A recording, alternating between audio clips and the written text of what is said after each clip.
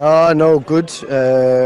Congratulations to Wydad for the win. السلام عليكم. تصريح خطير من مدرب ميلودي سان داونز بعد الهزيمة أمام الوداد البيضاوي والاقتراب من الظفر بالدوري الإفريقي، ويعلن عن مفاجأة صاعقة ستهز المغاربة. شاهد ماذا قال.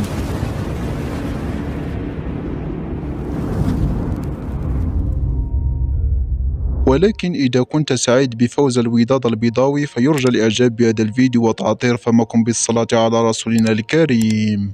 بعد الفوز المستحق للوداد المغربي على صن داونز الجنوب إفريقي، واقتراب الوداد المغربي بالفوز بكأس الدوري الإفريقي عن جدارة واستحقاق، لكن ما هز العالم وهو تصريح مدرب صن داونز الذي أدلى بتصريحات منذ قليل للإذاعة المغربية وقال: لقد دخلت في نوبة بكاء شديدة وتعرضت لانهيار عصبي أنا واللاعبين بعد هذه المباراة، فهذه أصعب مباراة مرت في مسيرتي، فأنا كنت أريد أن نخرج بالتعادل في قلب كازابلانكا، إلا أن أحلامنا تبخرت أمام الوداد البيضاوي، فنحن أحرزنا هدف التعادل في الشوط الثاني وكنا نود أن تبقى النتيجة على هذا الحال، ولكن الوداد البيضاوي سجل الهدف الثاني لأن الوداد فريق قوي وشرس للغاية، فهناك فرق شاسع بين الأهلي المصري والوداد المغربي الذي أعتبره أفضل فريق إفريقي في الوقت الحالي.